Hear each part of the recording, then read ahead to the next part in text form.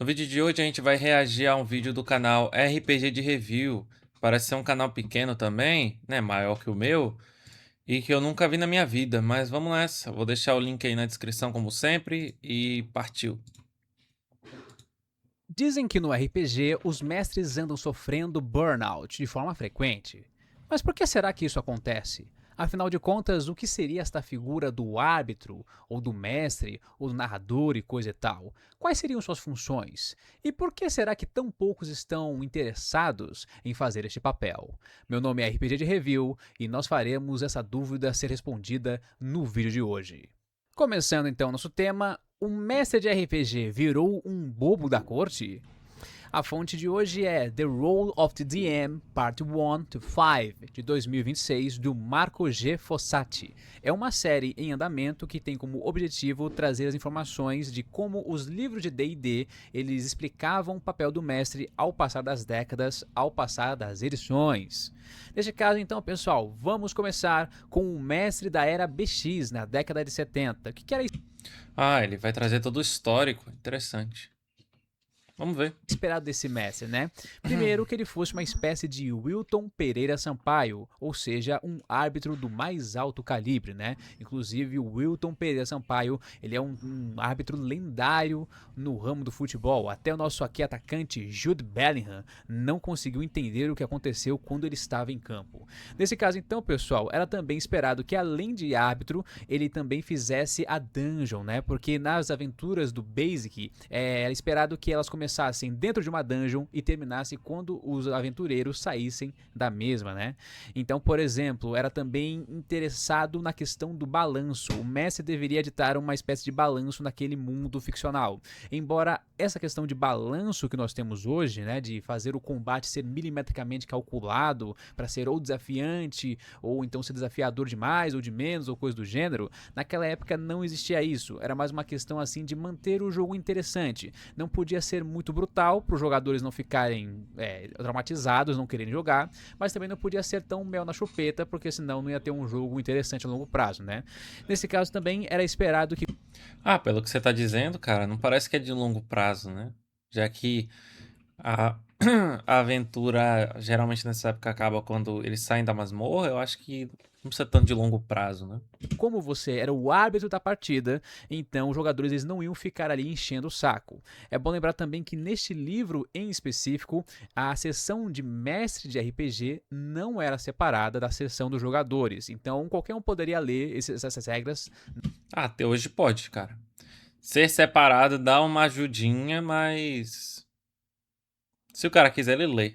E não tem problema ele ler também, porque na maioria dos livros de RPG, o jogador lê a parte do mestre e não vai fazer tanta diferença. Só a questão das criaturas e dos perigos, que aí realmente, se o cara conseguir decorar ou ele for ler na hora do combate, pode fazer com que ele tenha vantagens indevidas, metagame, coisas assim. Apesar de que eu quase nunca vi fazerem isso, pelo menos nas mesas que eu já joguei. Acho que eu dei sorte nesse sentido. Não era algo dito, como é que se diz, de forma exclusiva para alguns, não ainda tinha essa separação em relação aos papéis.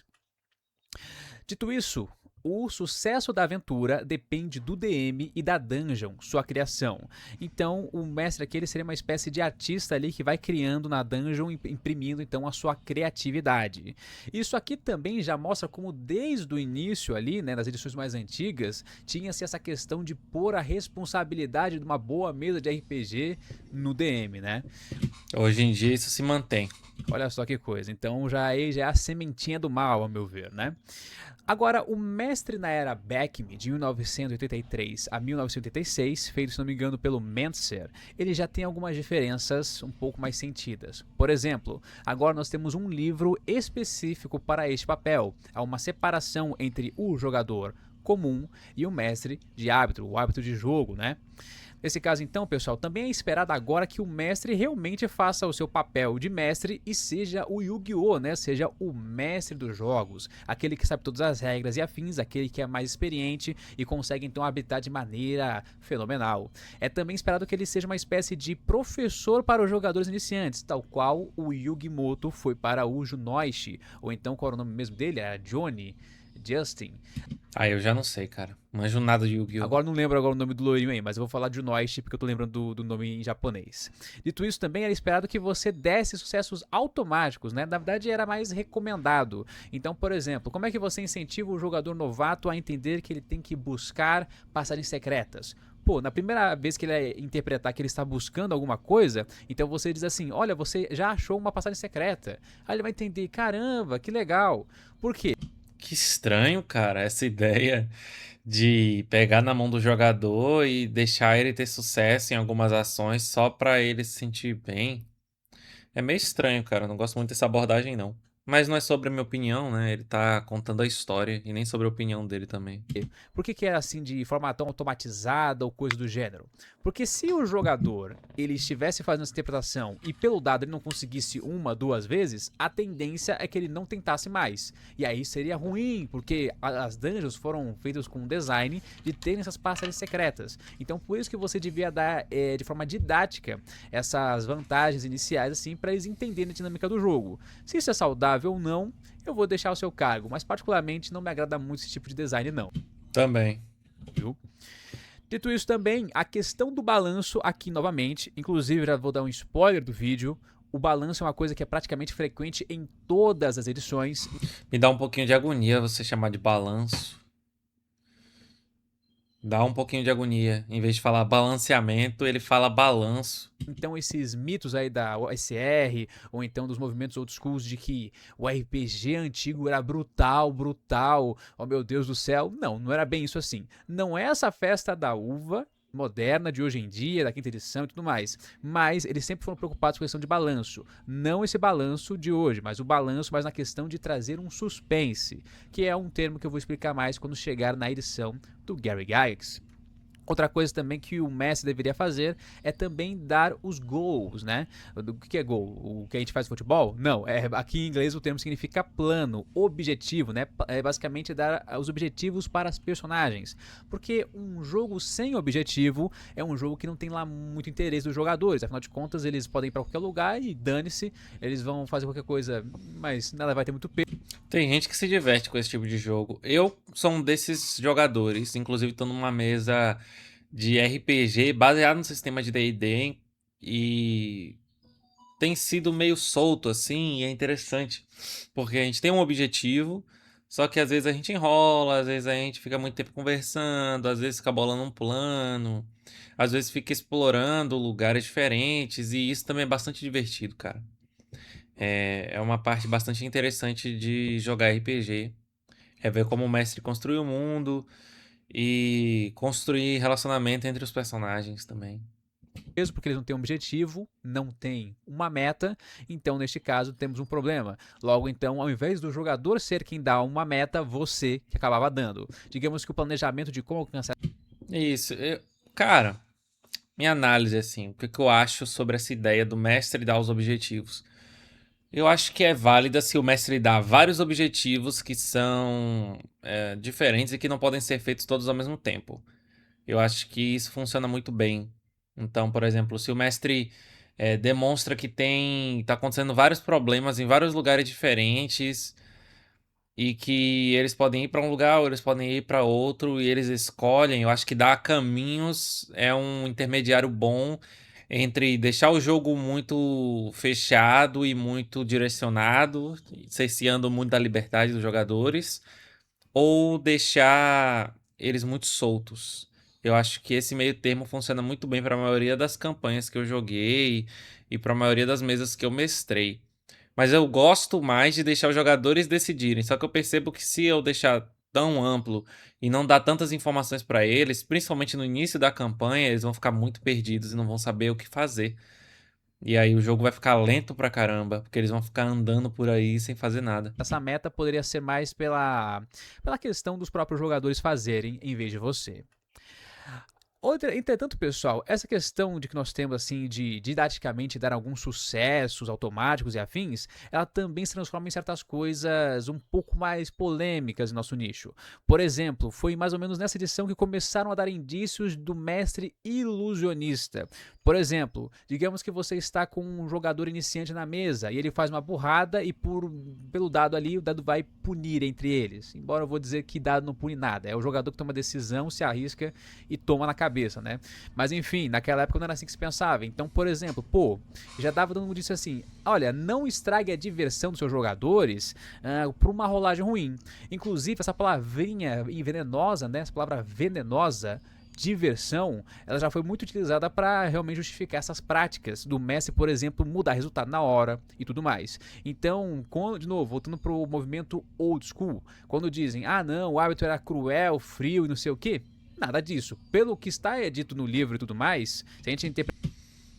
Não é só porque tá dito no livro que as pessoas que estão falando isso estão mentindo. Elas podem ter tido uma mesa ou várias mesas em que não se seguiam essas recomendações do livro. Nada impede isso de acontecer. De maneira até.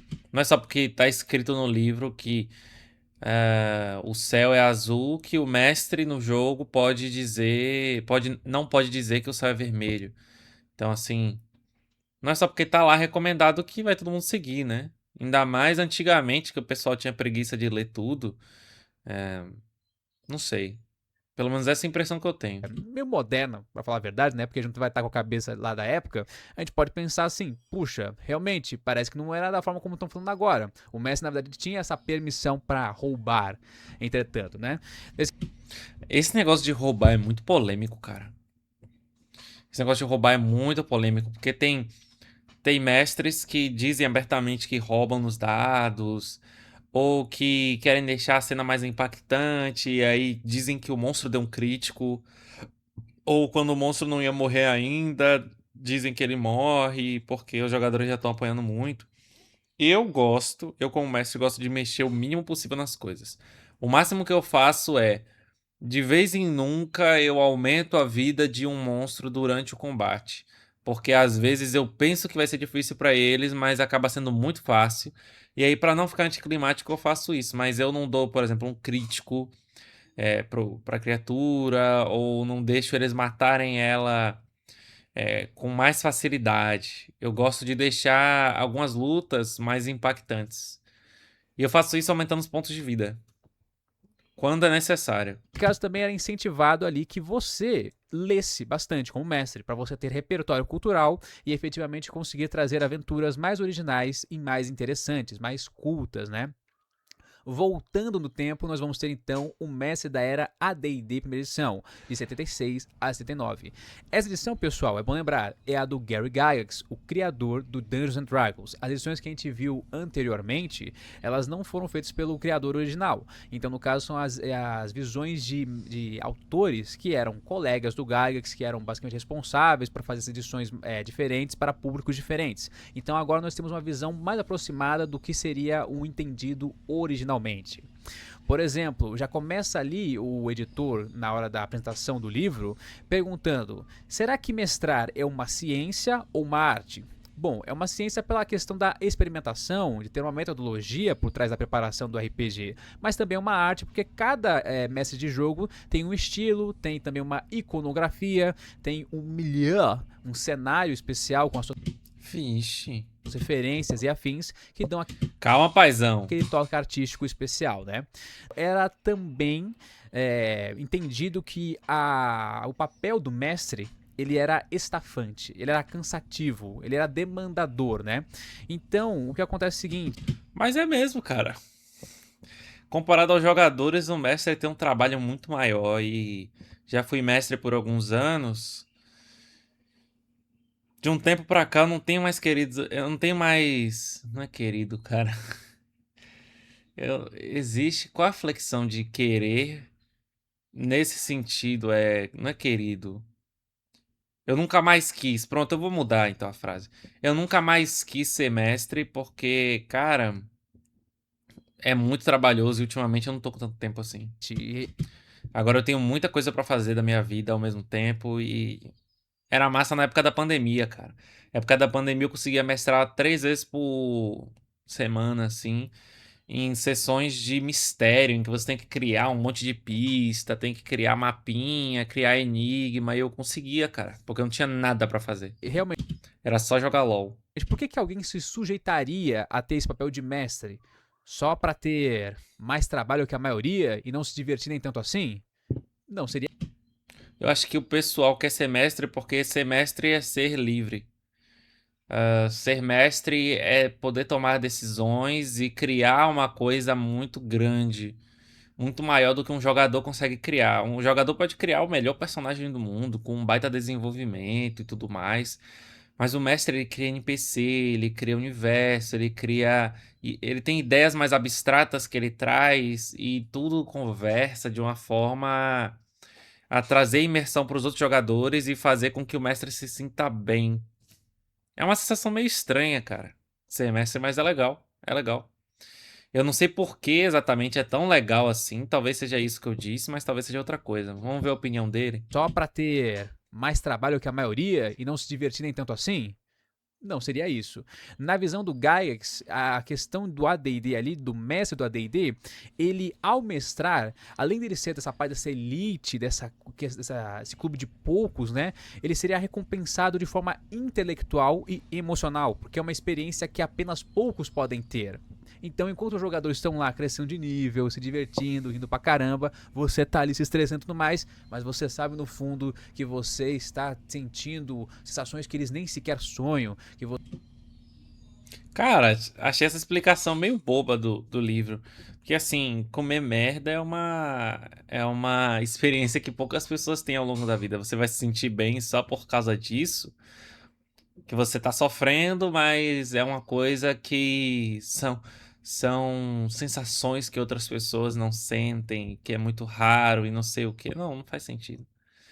Se fosse só por causa disso, cara. Porque se fosse assim, quanto mais rara fosse a ação, mais as pessoas ficariam felizes, né? você está ali sendo um cara, como é que se diz, sortudo, privilegiado, que se esses jogadores fossem espertos, eles estariam tirando no tapa para ver quem seria realmente o mestre de RPG. O que é um sentimento que eu consigo entender. Eu, particularmente, me acho privilegiado por mestrar a maioria das partes das mesas de RPG que eu tenho. Porém, eu vou dizer que muitas das vezes é mais estresse do que felicidade. Com certeza. Depende dos jogadores. Depende 100% dos jogadores. Porque se os jogadores não forem pessoas legais, ou se eles não tiverem uma maturidade compatível com a sua como mestre, você vai se estressar bastante. E é muito difícil ter uma mesa em que todo mundo se dá muito bem em todo momento. Sempre existe aí um ou dois jogadores que a gente precisa ver, precisa resolver. Às vezes não tem pontualidade, às vezes questiona demais as regras. Às vezes é um jogador que ele gosta sempre de se afastar do grupo e você é um daqueles mestres que prefere que todo mundo fique junto, né, igual uma pessoa normal. Porque eu soube recentemente que existem mestres que não vem problema os jogadores todos se separarem e aí ele começa a mestrar sessões individuais pra cada um. Eu acho isso um pouco estranho. É trabalhoso demais, cara. É trabalhoso demais fazer isso. Não sei. Principalmente nas minhas mesas mais antigas. Hoje em dia não, graças a Deus. Mas por muito tempo eu fui mais infeliz do que feliz mestrando. E eu devo dizer que essa desculpinha do Gygax não me pega muito não, viu? Eu acho que pra falar a verdade, muita gente tá satisfeita em ser um mero jogador. E vai continuar sendo por anos e anos, hein? Sem nenhum interesse. Nesse caso também, pessoal, a questão de ser um mestre de AD&D era também respeitar os limites do sistema, os limites da forma dele, que é algo que eu já contei em outro vídeo passado. É também entender que a base do AD&D era uma base humanizada, uma base da humanidade, humana. Então, por exemplo, o Gygax vai falar: pô, esse jogo aqui de fantasia, ele é meio ilógico, ele é meio confuso e tudo mais, né? Ele traz algumas questões que nós não estamos acostumados, porém, por isso mesmo que nós colocamos a questão da humanidade como central, porque é uma base que nós temos comum, uma base lógica em um mundo essencialmente ilógico. Então, por isso que o humano é o centro daquilo ali e as regras e tudo mais é sempre pensada para a questão da raça humana. O balanço também volta a ser, Balanço não, cara. Que agonia. Lembrando, praticamente, pessoal, em todas as edições de D&D, o balanço ele existe. Mas é uma questão também de ser um balanço específico. O balanço Gygaxiano não é o mesmo balanço de, por exemplo, as edições mais novas e afins. Por exemplo, era um balanço muito na questão financeira, porque temos que lembrar que da regra do XP, da experiência, por ouro. Então, basicamente, se você desse muito XP para os seus jogadores de início, eles iam ficar fortes demais no começo e não ia ter desafio nenhum. O Gygax falava isso porque ele era muito proponente do termo chamado suspense. O que seria suspense? Os jogadores terem até uma certa previsibilidade do que vai acontecer, porém eles não podem ter uma previsibilidade total. Existem certos fenômenos, certos elementos que devem ser mantidos no suspense, no mistério. Eles nunca sabem o que o outro vai fazer, eles nunca sabem, por exemplo, se o jogador está contra ele ou a favor, ele nunca sabe direito ao entrar numa dungeon o que ele vai enfrentar até que de fato ele chegue. Ele tem que tomar certos riscos, ele tem que se planejar para manter o jogo interessante. Sim, isso é o lado bom dos dados também do jogo. Eles dão essa aleatoriedade e fazem com que o suspense aconteça em situações muito interessantes. Cria dinâmicas de teste sua sorte, ou você se sente bem porque você conseguiu fazer uma ficha otimizada para conseguir fazer aquilo da melhor forma possível. É bem interessante. Quando o jogo fica previsível demais, ele perde esse fator de suspense e aí as decisões, o peso do dado fica bem mais leve e o jogo fica bem mais desinteressante. Entendi. Já parece uma visão bem mais refinada, bem mais interessante do que das versões anteriores que ele descreveu. Na visão gagaxiana. O mestre aqui, Yu-Gi-Oh! Também volta a ser uma prioridade aqui de você realmente ser um mestre e melhorar-se, né? Basicamente, no livro, ele assume que existirão mestres ruins, tentando melhorar, e mestres bons, que dificilmente vão se aproveitar de alguma coisa do livro. Mas isso é uma raridade do caramba, e sejamos sinceros, você vai ter que calçar as sandálias da humildade e aprender como todo mundo. E pensando bem, né, até os excelentes, a elite, sabe que eles têm muito o que aprender ainda para serem espetacular, né? Agora, quanto à questão do ilusionismo, de será que o mestre ele pode mudar alguma rolagem para, por exemplo, mudar o combate, né, em favor aos jogadores ou o contrário e tudo mais? Basicamente não, na visão gagaxiana. Isso não quer dizer, por exemplo, que você não possa rolar um encontro aleatório, não gostar do resultado e omitir essa rolagem. Por quê? Porque, por exemplo, chega um certo momento na aventura onde os jogadores estão tão fortes que, por exemplo, às vezes o encontro aleatório de uma criatura fraca é meramente burocracia, não tem Ah, mas aí você tem que criar então uma tabela melhor. Uma tabela que é atualizada dependendo do nível dos personagens. Eu sei que é um pouco mais trabalhoso, mas quem gosta de encontro aleatório faz assim. Eu não gosto de encontro aleatório.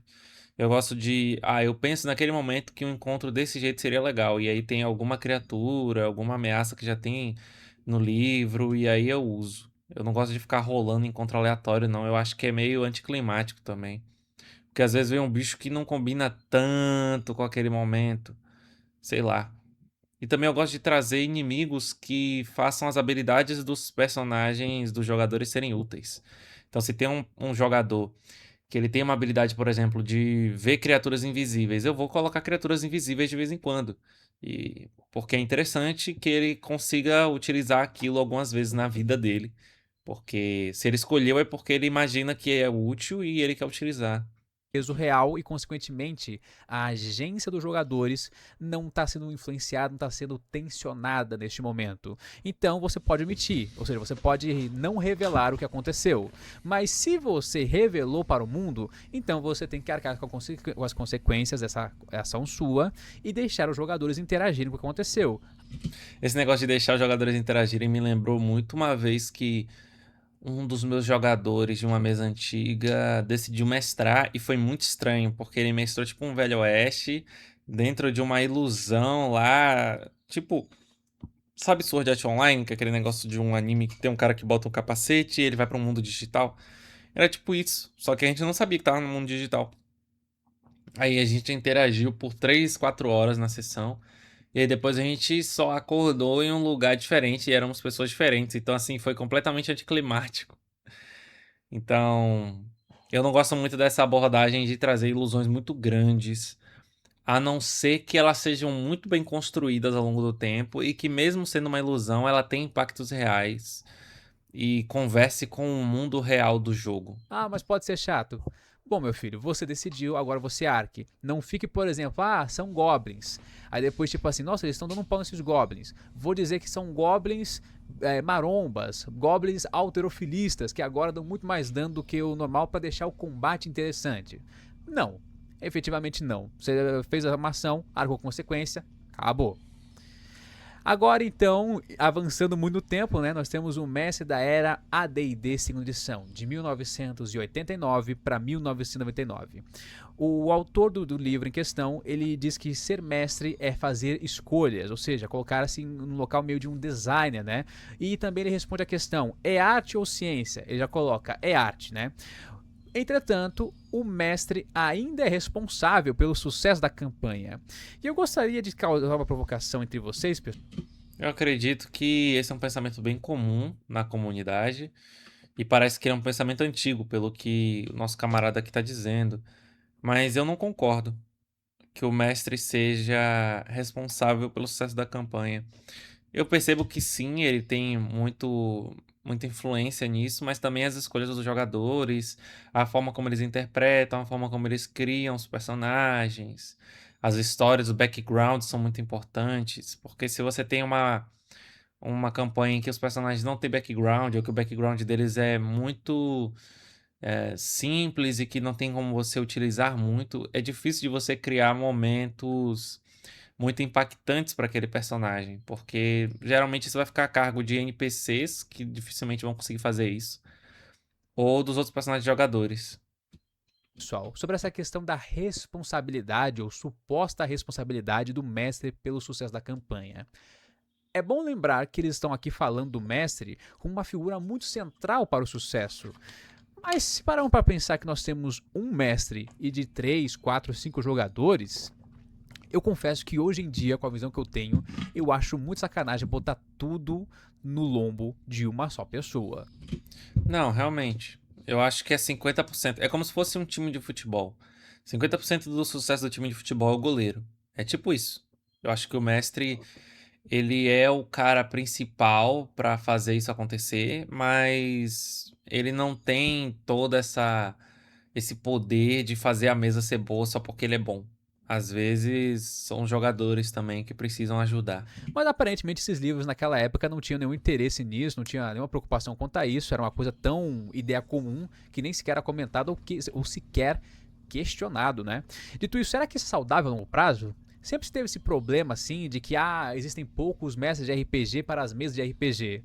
E aparentemente algumas edições nem sequer se incomodaram com isso. Simplesmente assumiram que era algo do próprio jogo. Afinal, o mestre é uma elite, o mestre ele é uma minoria mesmo, é uma estirpe acima dos meros mortais, né? Que coisa, né? Não, eu acho que o mestre só é um cara com um perfil diferente. Ele é mais imaginativo, mais criativo, mais empolgado. Eu acho que é isso que faz um cara querer ser mestre e gostar de ser mestre. Então agora nós vamos ver também a questão do balanço. Do nada é o welfare state.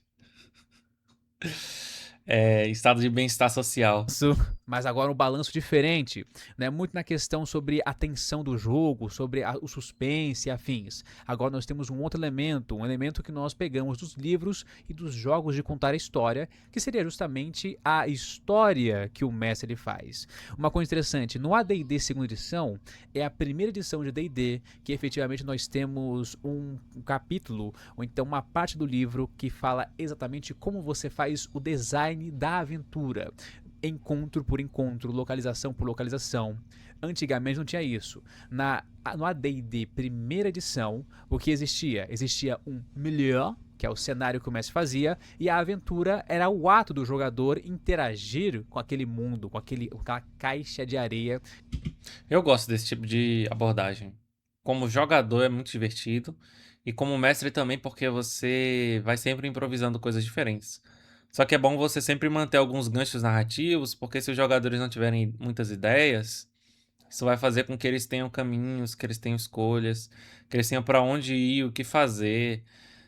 Mas assim, é muito divertido perceber que, com o passar do tempo, com maior experiência sendo mestre, eu fui progressivamente construindo menos coisas e simplificando a construção do mundo e a construção das sessões, fez com que eu desenvolvesse muito essa questão de economia de tempo, de menos trabalho, mais resultado, improvisação, essas coisas que ajudam bastante o mestre a continuar sendo mestre. Apesar de que recentemente tá que difícil. o mestre fez. Agora não, agora nós temos uma certa intencionalidade por parte do mestre. O mestre, então, ele serve como uma espécie de escritor de uma história, tecnicamente aí colaborativa com os jogadores, né? Embora há de se questionar o quão colaborativo essa criação dessa suposta história realmente é, né? Até nos dias de hoje. Dito isso, o ilusionismo Você queria o quê? Que todo mundo fosse mestre ao mesmo tempo? Eu já tive a ideia de fazer uma mesa em que existem 2 mestres. Mas sempre que eu tenho essa ideia recorrente, eu logo percebo que isso seria praticamente impossível, porque os dois pensam de formas diferentes. Os dois têm opiniões diferentes, e se eles ficassem debatendo durante a sessão, ia quebrar a imersão. Eu acho que só funcionaria se fossem 2 pessoas que se conhecem há muito tempo. E eu acho que nas primeiras tentativas ia dar muito errado, mas depois talvez ficasse bom. Eu não sei, nunca vi uma mesa que fosse assim. Mas eu acho que um dia eu vou tentar. Um dia. ele está aqui muito pungente, está muito proponente nessa edição, porque adivinha só, agora, se um resultado ele acaba com a história, acaba com o fluxo e tudo mais, então você pode simplesmente botar um resultado qualquer aí para justamente apimentar essa história. Então, digamos que numa longa viagem os jogadores não encontraram nada demais. Num livro seria muito chato de ver, não é mesmo? Então agora eles encontram alguma coisa interessante. Você inventa. Ah, não sei o que, os monstros eles estão matando os jogadores de forma precoce. De repente eles fogem porque eles encontram uma outra ameaça. Ou então, sei lá, eles brincam com os jogadores, começam a agir de forma desleixada e tudo mais. Então você pode ser ilusionista à vontade para preservar esta entidade do éter chamado história. Dito isso, também é preciso ter um certo welfare state of being, ou seja, nós temos então que nós não podemos ter um jogador que ele é muito mais forte do que os outros, só porque ele escolheu uma raça interessante ou fez uma build e tudo mais. Então, Aí eu já não gosto. Eu acho que se o cara se esforçou pra fazer um combo bom, eu não gosto de cercear o combo do cara. Porque assim, isso não impede os outros jogadores de fazerem combos. E assim, o máximo que eu poderia fazer como mestre é falar assim: gente, vocês querem jogar que tipo de campanha? Vocês se importam seus personagens terem disparidade de poder assim? Vamos focar em quê? Vamos focar em fazer combos e combates difíceis ou vamos focar em fazer história? Porque se a gente já tem um encaminhamento nesse sentido, faz sentido a gente construir a narrativa de uma forma diferente. Mas eu não gosto mesmo de impedir os jogadores de fazerem combos. Porque quando eu sou jogador, eu gosto de fazer combos também. nós não podemos ter um jogador Eu reconheço que isso é muito divertido para algumas pessoas. ali que, pelas suas competências, roubou o spotlight no combate das outras pessoas, porque justamente seria um jogo desequilibrado. Isso é resolvível. Isso é resolvível sem tirar os combos do cara. Você pode, por exemplo, incentivar os seus outros jogadores a fazerem personagens que são especializados em coisas diferentes. Então, por exemplo, um cara que faz um combo muito forte, geralmente o personagem dele vai ser muito bom só naquilo ali. E aí sobra muitas outras opções para os outros jogadores fazerem personagens. Ou você, como mestre, pode ajudar eles a construírem também personagens bem fortes para ficar equilibrado. Você não precisa dificultar a vida de quem fez um combo, porque essa pessoa se esforçou bastante, ela se diverte com aquele tipo de E coisa. um jogo desequilibrado é um jogo desinteressante na visão D&D. Agora percebam, a questão do equilíbrio está ficando um pouquinho mais moderna, está ficando mais próximo do que realmente é nos dias de hoje. E isso não é coincidência. O AD&D primeira edição é a edição do Gaix. Essa edição da segunda edição já é a edição da TSR aí, né? Enquanto ela ainda era viva, né? Coitada, depois ela morreu. Dito isso, então, pessoal, o mestre da terceira edição, dos anos 2000 até 2008, quando lançaram a fatídica quarta edição, era ainda assim um Yu-Gi-Oh! Era assim o mestre dos jogos e afins do mais, e ainda assim, ele ainda é responsável pelo sucesso da campanha. Porém, ele se diverte de verdade, hein? Ele se diverte assim, ó. Vou lembrar que você está se divertindo a vera, hein? Você está sendo do balacobaco, hein, garotão? Está sendo ótimo. Você é especial, craque. Você tem que passar a mão na cabeça. Você é bichinho de matar com pedra. Sabe o que é bichinho de matar com pedra? Depois joga no YouTube lá, bichinho de matar com pedrinha. Você é isso, você é especial, craque. Depois eu vou ver isso. Você é do balacobaco. Dito isso, então, agora as funções só acumulam. As funções só acumulam. Você é escritor, você é o teacher, você é o professor, você é o actor, você é o ator, porque agora você tem que atuar, você é o Wilton Pereira Sampaio, você é o ilusionista e você também é o bobo da corte, porque, olha só, não tem pecado maior num jogo de RPG do que não se divertir. Olha só que coisa, hein? Dito isso, será que você está disposto, craque, a fazer parte dessa elite de pessoas que querem tanto bem alheio, hein? Dessas pessoas que, tipo assim, nem se preocupam com tanto que a pessoa esteja feliz, né? E tudo mais. Dessa função repleta de bobos da corte, de nice guys, né? De pessoas boazinhas, de pessoas que querem só o bem do próximo, altruístas e que ninguém dá a mínima, né? Enfim. Você precisa a concordar com isso? Não, não precisa. Existem outras visões sobre a arbitragem, a começar, por exemplo, pelo livro Arbiter of Words, do Alexander Macrae, né? Não é obrigação do mestre te divertir. Isso aqui, pessoal, quando eu li pela primeira vez, eu achei sensacional. Porque realmente era um peso desgraçado que eu tinha no meu coraçãozinho sobre isso. Eu mestrava uma campanha, dava 6 meses, parava porque eu estava dando burnout. E exatamente isso acontecia porque, adivinha só, a forma como a cultura do RPG popular, do RPG... Ah, tá. Você tava valorizando mais o divertimento dos outros do que o seu. É porque, pelo que me parece, é isso, né? Você tem que encontrar o que te diverte em ser mestre. Porque se você já tá mestrando, é porque algo em ser mestre te diverte. E aí você explora esse tipo de coisa, certo? E não tenta destruir as coisas que você gosta só pra fazer com que as pessoas se divirtam. Assim, se o pessoal quer jogar um RPG de, sei lá, robôs gigantes e você não gosta de mestrar robôs gigantes, você não mestra robôs gigantes, porque depois de alguns meses você não vai querer mais mestrar robôs gigantes. Tem que ser uma coisa que você goste e que as outras pessoas também gostem, mas principalmente que você goste, porque você vai ter mais esforço. Você vai ter mais coisas que você vai ter que fazer pra manter isso funcionando. Então, assim, o jogador, ele aparece uma vez na semana e joga. O mestre não, ele fica pensando na sessão todos os dias. Então, você ficar todos os dias pensando em uma coisa que você não gosta é complicado. convencional é moldada, acaba acarretando nisso. O mestre ele fica muito estressado porque é tudo nesse lombo, é tudo nesse lombo. Você tem que ser o criador do mundo, tem que ser o criador da história, tem que ser o hábito, tem que ser pai, tem que ser mãe, tem que ser o psicólogo, tem que fazer um RPG especial. Vou até fazer uma digressão aqui sobre um caso que me aconteceu, né? Existia um vídeo, na verdade existem vários, né? Dessa questão de faça a sua mesa de RPG ser especial para os seus jogadores e tudo mais, né? Isso me lembrou até uma anedota, uma piada do Arthur Petri, né? Que basicamente tá vendo um vídeo de uma mulher ali falando sobre relacionamento, falando como nós homens, né? Como o cara, ele tem que fazer todo dia do namoro ser especial. Aí ele mete caramba, como assim ser especial todo dia? Nem no meu aniversário fazem questão do meu dia ser especial e ela quer que eu faça o dia dessa pessoa hipotética ser especial só porque sim, só porque está namorando, só porque é minha namorada. Entende? Obviamente, esse tipo de conselho ele vem de um bom lugar, né? Vem de uma pessoa boa, genuinamente, que quer o bem dos jogadores e tudo mais. Mas existe ser bom e existe ser otário. Nesse quesito assim, pessoal, de sempre ser o cara responsável pela diversão alheia, é só você sendo otário mesmo. Rapaz, eu gostei dessa. Gostei dessa opinião, cara.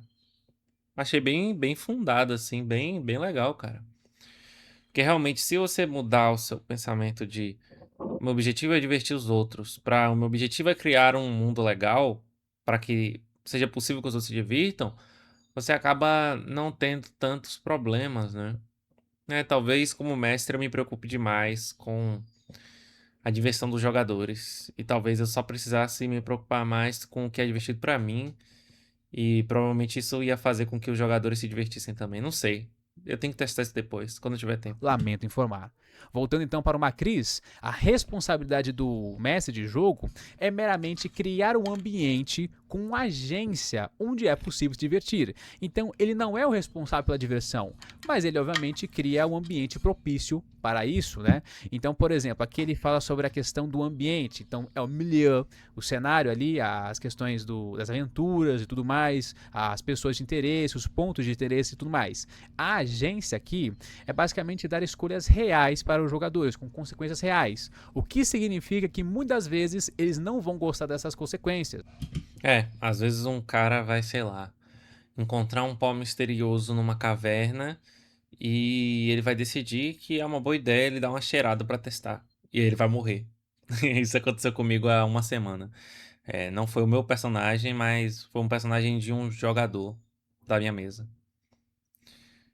E ele morreu. É isso. As consequências não necessariamente serão positivas, podem ser negativas. É verdade, cara. Deixar o jogador se lascar por decisões que ele toma também faz total sentido. Eu acho que eu sempre tive isso bem formado na minha cabeça, mas eu só não tinha isso de forma consciente. Não sei. Pode deixar ele meio amuadinho por uma sessão, por outro. Ele pode ficar meio bolado. E você, obviamente, pode ficar até preocupado. Mas a questão é que isso faz parte do processo. Se nós queremos fazer algo real, algo com significado, com significância, então é necessário que esse tipo de ambiente exista e que esse tipo de pensamento percorra o design da mesa. Caso contrário, você vai ser meramente o bobo da corte que você já está acostumado. Ou então, por exemplo, visões um pouco mais recentes, como o The Beginners 4D Handbook, ali do Bacon e do Melnick. Nesse caso, então, ele dá 3 funções para o narrador ali, o árbitro, ele fazer, que é, primeiro de tudo, narrar o mundo, descrevê-lo, como é que ele é e tudo mais. A segunda, interpretar NPCs, não os jogadores, só os NPCs. E a terceira, de arbitrar as regras. O resto, pessoal, por exemplo, quem é que tem que ser o professor das regras? O jogador. O jogador que tem que ser responsável de aprender. Você começa e pode ensinar? Pode, mas porque você quer. Não é sua obrigação. Responsabilidade, pessoal, primeiro é individual, depois é coletiva. Não é um cara que tem que ser responsável por todos ali. É uma mesa de RPG entre adultos, ou então adolescentes, ou pessoas minimamente maduras. Não é sobre criancinhas que tem que levar na mão e tudo mais, dar docinho na cabeça, passar a mãozinha na boca. Passar a mãozinha na Tudo errado. cabeça, dar o docinho na boca, dizer que é um bom menino, que você é especial. Nada disso. Estamos jogando entre pessoas evoluídas, crescidas ou que meramente buscam a evolução. Outra coisa também é a colaboração, pessoal. Lembra que eu falei? Existe um mestre, mas vão existir vários jogadores. Os jogadores também têm que saber se preparar, também têm que saber as regras jeitinho, tem que ter o comprometimento para que também o mestre possa fazer a sua parte com excelência e afins. Então, este peso do mestre, ele não precisa ser carregado só por ele, ele não precisa ser esse pai de santo da mesa. Os jogadores também podem pegar parte dessa responsabilidade e adivinha só, além de carregar um pouquinho de peso faz bem para os músculos, para a costa, também faz a mesa durar muito mais tempo, porque o mestre ele não fica no burnout. Conclusão então, pessoal, tal qual os Beatles, a gente pode come together para carry that weight. Steve Jackson, criador do GURPS. Meu nome é RPG de Review, mantenham-se firmes, mantenham-se bem. Tchau, tchau. Interessante. Gostei do vídeo. Gostei do canal, nunca tinha visto, bastante interessante. Mas é isso. Acho que não tem muito mais o que dizer. Nossa, eu fiquei baixinho nesse vídeo, né? Fiquei baixinho? Deixa eu ver aqui. Não, fiquei não. Tá tudo bem então. Vou nessa. Tchau, gente.